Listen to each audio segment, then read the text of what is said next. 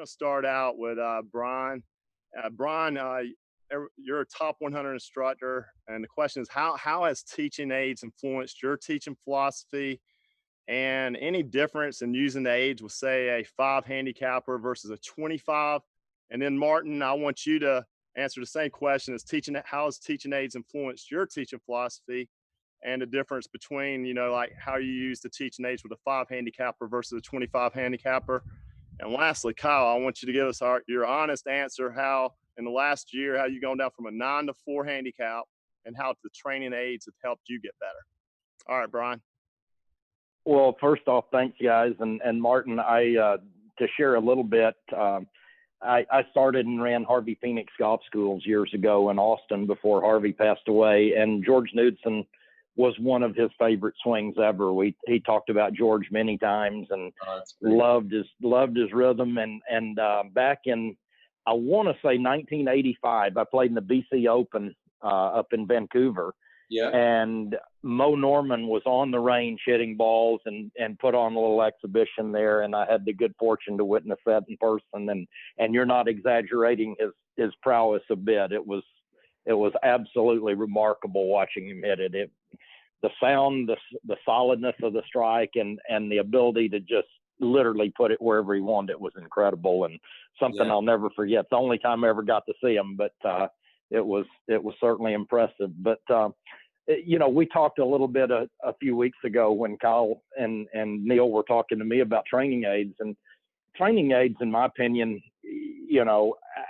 Harvey wasn't a big training aid person, so I didn't start a lot with them, but I've used them more and more, and I've had a lot of success, by the way, with the Tour Striker ball, and I've got a couple of my really good players. I've got a kid named Mac Meissner at SMU, and his brother Mitchell plays the Latin American Tour, and they both use the PlaneMate quite a bit, and I like it as well. I think it's a really good training aid, but in using them, I think what I've found, I would just say, and I'd like to hear your thoughts on it, I think you tend to work with the 5 handicapper better more on downswing moves on a lot of training aids that I've run across and used over the years. And it obviously varies from player to player because not everyone, in my opinion, swings it alike, nor do you want them to. But at the same point in time, I think you're going to be more prone a lot of times to be working on transitional moves and downswing moves with really good players, where I see a higher 25 handicap a lot of times, they're struggling just to get the club into a good position to even think about making a downswing. So that would be kind of my take on it, from just a quick synopsis of it, Neil, of kind of where I go with a lot of them. But I still think it's very much like I believe in teaching the game. Everybody's different, and you've got to apply the right tool to the right situation. And I think all of us have seen, examples of both, where you'll have a good player that's struggling with a backswing sometimes, and you'll have a high handicapper that's got a good downswing, maybe not taking it back very well. But that's kind of my 2 cents worth on it. Yeah, I mean, I'll jump in there. I think a great input there. I'm just real quick, I'm glad you had an opportunity to see Mo hit balls. That's something that's too bad he's gone, but yeah, it was special. But to your point about training aids, I guess I'm sort of, my clientele is where I'm at. A lot of folks pop through Phoenix on some sort of business trip or golf school vacation. So it's not like I get to say, okay, I'm going to sign you up for 5 weekly lessons. I'll see you next week. I'll see you next week kind of thing. I'll get guys who will be on a business trip or in for maybe continuing education, dentist thing or doctor thing or whatever, and they're in to get their points, and they'll book me for half a day or a day. And so I know that I've got to take a look at this fella, reasonably not waterboard him with technique and overwhelm him. I'm guilty of that though. But what I'll do, I'll say, okay, what external feedback device can I use on this guy so I don't have to use words? Because words to me don't mean the same thing to everybody. And especially, we can talk about all these fancy words a lot of coaches use nowadays that I try to avoid unless I'm talking to coaches that might understand that language. But if somebody, is maybe they build a decent backswing, but they're their pivot's strong enough to separate their elbows on their way down. Okay, better player situation, he's fast. I get some juniors that are strong and they unwind and their elbows separate a little bit and they can't quite manage the weight of the club is stresses against their body and their elbows separate and they usually lose the ball to the right. Okay, so that golfer's got to, if I say, hey, just let's see if you can manage, keeping this ball in your forearms a little bit. So there's a better player downswing thing, kind of like you're saying, Brian. Or, the higher handicapper, like Neil's saying, the 25 handicapper, I call it lazy man's backswing. They try to take the club to the top without really any kind of proper use of the core and turning their body properly. So in the lazy man's backswing, the trail arm retracts behind them. The lead arm, their left, and most right-handed golfers, their left arm kind of pins across their chest. They don't elevate their arms enough to really get the club high enough to really have time to develop some speed.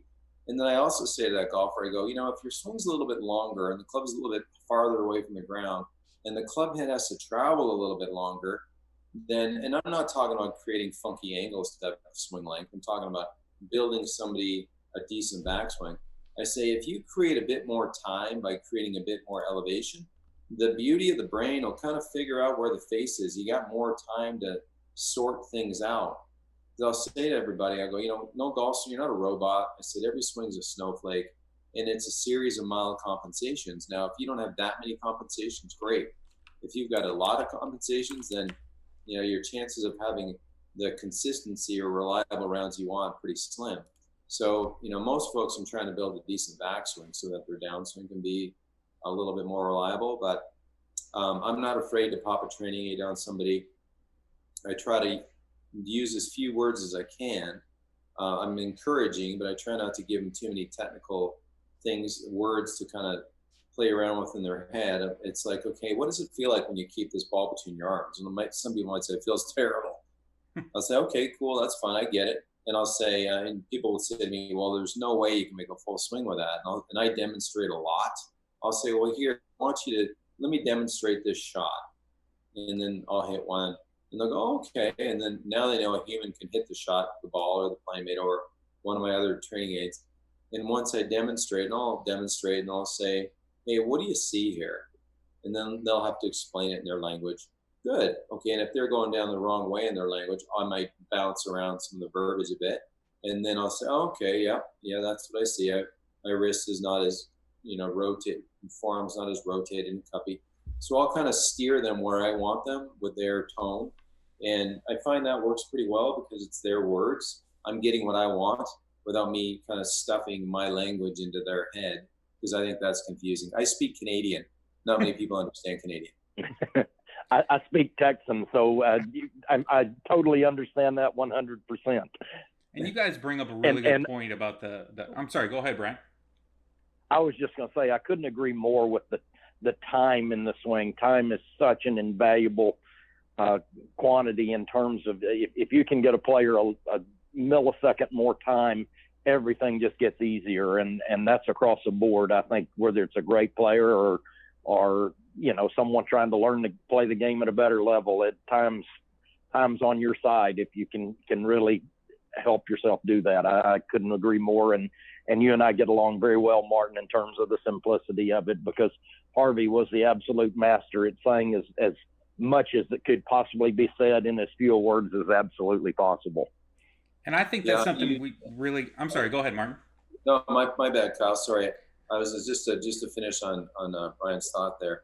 I use the Little Red Book's one of my favorites, and I use some of those analogies a little bit. There's a story, and I'm not even sure where I heard the story. Maybe it's out of the book, and Brian, maybe you can tell me if I'm way off base here or not. But one of these things I've been using, and maybe I'm just paraphrasing from somewhere else I heard it. I don't know. And then Kyle, sorry for cutting you off. Oh, no, not at all. This guy comes into the shop and he wants a lesson. He's struggling, and Harvey's doing something else. And he says, well, I'll see you tomorrow. And he says, but do me a favor, go hit some golf balls and see that tree over there or whatever the setting is in the range. Go try to flight these balls underneath that limb a little bit. Anyway, gives the guy some kind of a clue to go set up and kind of punch some shots underneath the limb. And then when the guy actually meets Harvey the next day, the guy goes, you know what, I hit those little shots under the limb. And then the next day, Harvey's there, and the guy was saying something like, I went out and played night after that, and I played great, because in Harvey's gentle way, he changed the guy's sequence from his intent on how he was trying to move the golf ball to something that made the strike a little bit better without a bunch of words. Right? Is there any merit to that?